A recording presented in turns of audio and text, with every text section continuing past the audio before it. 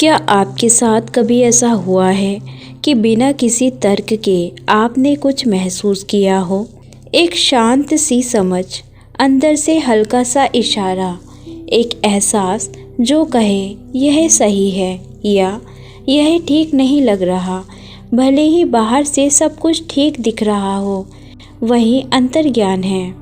लेकिन हम में से ज़्यादातर लोग इसे नज़रअंदाज कर देते हैं क्योंकि हमें सिखाया जाता है तर्क पर भरोसा करना, सबूत ढूंढना और बाहर की दुनिया से पुष्टि लेना, अपने भीतर की आवाज़ पर नहीं। आज हम धीरे धीरे समझेंगे कि अंतर्ज्ञान वास्तव में क्या है, इसे कैसे पहचाना जाए और कैसे इसे विकसित किया जाए। अंतर्ज्ञान वास्तव में क्या है? अंतर्ज्ञान वास्तव में क्या है? अंतर्ज्ञान कल्पना नहीं है, यह डर नहीं है, यह ज़रूरत से ज़्यादा सोचना भी नहीं है। अंतर्ज्ञान अंदर की बुद्धि है।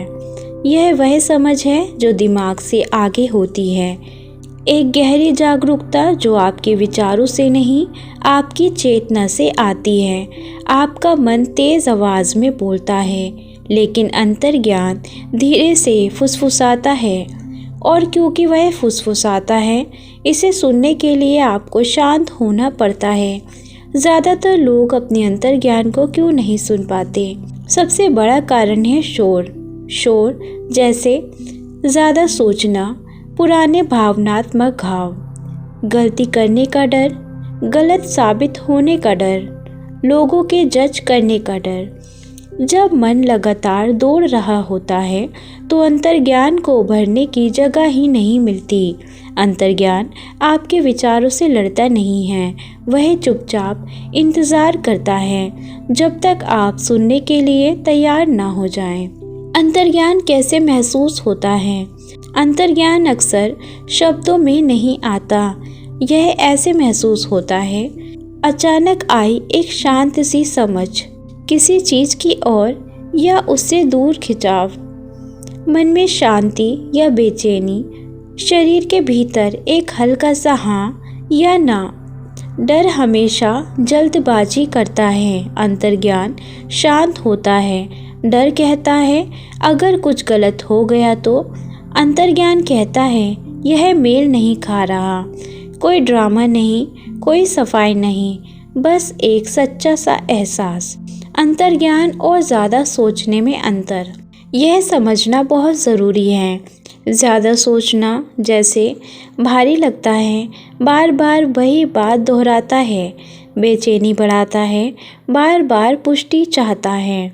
अंतर्ज्ञान हल्का सा लगता है, एक बार आता है, साफ आता है, फैसला मुश्किल हो तब भी शांति देता है, बहस नहीं करता। अगर कोई विचार आपको थका रहा है तो वह अंतर्ज्ञान नहीं है। अगर कोई एहसास आपको स्थिर कर रहा है तो वह संभव है वही अंतर्ज्ञान हो। दर्द के बाद अंतर्ज्ञान क्यों मजबूत हो जाता है? कई लोग महसूस करते हैं कि दर्द, टूटन या नुकसान के बाद उनका अंतर्ज्ञान और तेज हो जाता है। क्यों?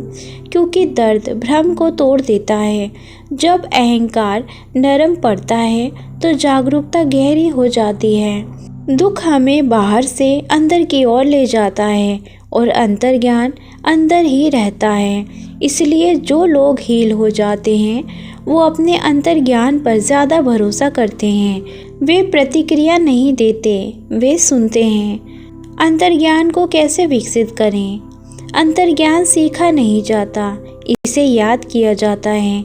शांति पहला गुरु है। हर दिन कुछ मिनट पूरी शांति में बिताइए, ना फ़ोन, ना म्यूज़िक, ना कोई डिस्ट्रैक्शन, बस अपने साथ बैठिए। अंतर्ज्ञान शांति में ही बोलता है। दूसरा, प्रतिक्रिया देने से पहले रुकना सीखिए। हाँ कहने से पहले, नहीं कहने से पहले, कोई बड़ा फैसला लेने से पहले थोड़ा रुकिए। वही छोटा सा रुकना अंतर्ज्ञान को जगह देता है।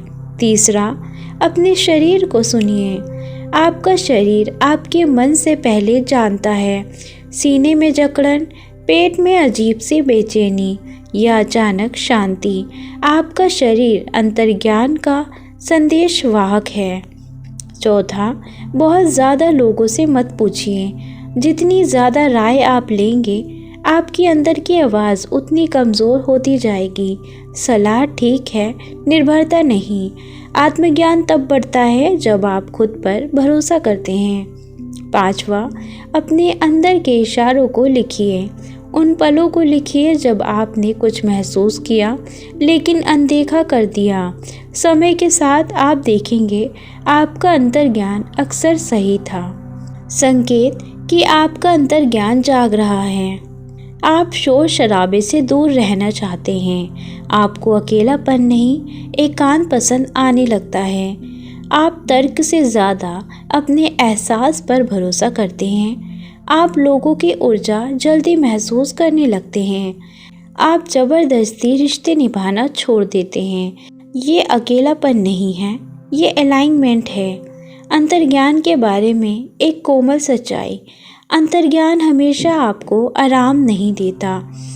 कभी कभी यह आपको उन लोगों से दूर ले जाएगा जिनसे आप प्यार करते हैं, उन रास्तों से जो आपने सोचे थे, और उस पुराने रूप से जिसे आप पीछे छोड़ चुके हैं। लेकिन यह हमेशा आपको सच्चाई की ओर ले जाएगा, और सच्चाई आखिरकार शांति ही लाती है, भले ही रास्ता शुरुआत में मुश्किल लगे।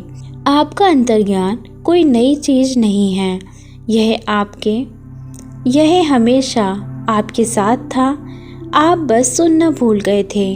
तो थोड़ा धीमे चलिए, गहरी सांस लीजिए, उस शांत आवाज़ पर भरोसा कीजिए, क्योंकि जितना ज़्यादा आप उस पर भरोसा करेंगे वह उतनी ही साफ सुनाई देगी।